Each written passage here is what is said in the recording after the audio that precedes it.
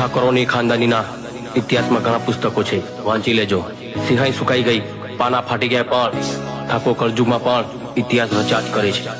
એ શોખ કાળા ગોળાના પાડો દેખી મો બે નાડી રાખું, જો જો પગ મેલું કાયદેસર માહોલ બોધી નાખું.